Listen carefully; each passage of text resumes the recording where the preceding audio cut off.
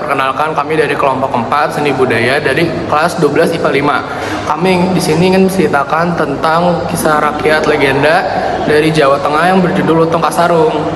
Namun sebelum itu, kami ingin memperkenalkan diri. Nama saya Anggito. Nama saya Kayla Anggraini. Nama saya Muhammad Dimas Mariano. Nama saya Naila Cantika. Nama saya Safa Salsabila. Nama saya Siti Mesha Alexandra. Oke, mari menyaksikan.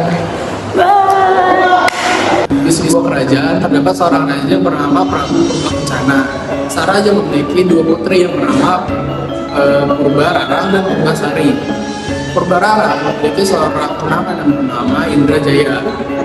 Pada suatu hari, raja pun bingung untuk mewariskan tahtanya ke siapa. Raja pun memanggil kedua putrinya untuk berdiskusi. Kemudian sang raja berdiskusi dengan kedua anaknya. Sang raja sedang membicarakan siapa yang akan menjadi tahta selanjutnya. Tetapi sang raja sudah memiliki rencana agar membuat Purbasari menjadi ratu selanjutnya. Tetapi Purba-Rarang tidak menyetujui hal itu karena menurutnya Purba-Rarang lah yang harus menjadi ratu selanjutnya.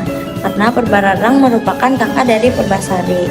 Tetapi raja tidak ingin karena raja hanya menginginkan Purbasari yang menjadi ratu selanjutnya karena Purbasari memiliki kehebatan dan kerendah hatian yang melebihi dari Purba-Rarang. Karena hal itu, Purba-Rarang kemudian membuat rencana bersama tunangannya Indrajaya. Dia membuat rencana jahat yang akan membuat Purbasari memiliki sebuah penyakit yang mungkin tidak bisa hilang dan memungkinkan akan menular ke rakyat kerajaannya. Nah, Purba-Rarang kemudian melakukan rencananya saat Purbasari sedang tidur. Karena penyakit Purbasari, sang raja kemudian memanggil beberapa tabib untuk menyembuhkan penyakit dari Purbasari, tetapi tidak ada tabib yang bisa menyembuhkan penyakit tersebut. Nah, karena penyakit dari Purbasari tersebut, Purba-Rarang kemudian berdiskusi kembali dengan ayahnya. Purba-Rarang berkata bahwa penyakit Purbasari mungkin saja bisa menular kepada rakyat-rakyat di kerajaannya. Dan Purbasari membuat sebuah keputusan bahwa Purbasari harus diasingkan ke sebuah hutan agar penyakit tersebut tidak dapat menular ke rakyat-rakyat sekitar kerajaannya, dan raja tersebut menyetujui hal itu. Saat Purbasari terkena penyakit bintik-bintik hitam, ia pun akhirnya diasingkan ke pondok kecil yang ada di tengah hutan. Lalu dia pun menjelajahi atau bermain ke hutan dan akhirnya bertemu dengan para binatang.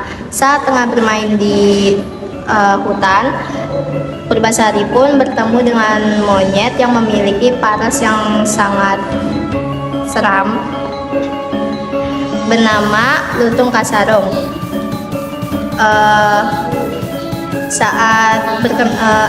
Purbasari itu kan takut sama si Lutung ya, tapi akhirnya si Lutung ini bilang kalau dia itu baik dan nggak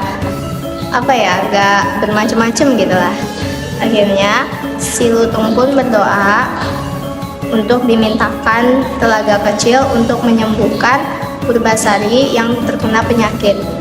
Alhasil penyakit Purbasari pun menghilang karena dari hasil air telaga yang dibuat oleh Lutung. Kemudian Pati mengunjungi Purbasari, namun ia kaget mengapa Purbasari sudah kembali menjadi cantik dan penyakitnya hilang. Pati mendesak untuk putri Purbasari ikut kembali ke dalam istana, namun ia menolak dan dia mau ikut lagi dengan syarat Lutung ikut ke dalam istana dan bertemu ayahnya sang raja. Ayahnya sangat senang sekali karena putrinya sudah kembali cantik dan datang lagi ke dalam kerajaan. Lalu putri Purba-Rarang merasa kesal karena dia berpikir tahtanya akan direbut kembali oleh adiknya Purbasari, dan ia akan membuat sayembara untuk mendapatkan tahta kerajaan di kerajaan ini. Sayembara pertama adalah sayembara masak. masak yang paling tercepat dan terenak adalah yang pemenangnya, dan pemenangnya adalah Putri Purbasari. Ia memenangkan sayembara ini karena dengan kesaktian lutung kasarung. Selanjutnya, perlombaan kedua, yaitu adu panjang rambut. Purbararang dengan percaya diri melepaskan sanggulnya dan rambutnya pun terurai hingga betis. Purbasari merasa tidak percaya diri karena dia tahu rambutnya hanya sepanjang punggung. Tetapi berkat adanya lutung, ia memanggil beberapa bidadarinya untuk menyambungkan beberapa helai rambut ke Purbasari. Tanpa ragu, Purbasari pun melepas sanggulnya dan rambutnya pun terurai hingga tumit. Akhirnya, Purbasari pun memenangkan perlombaan ini.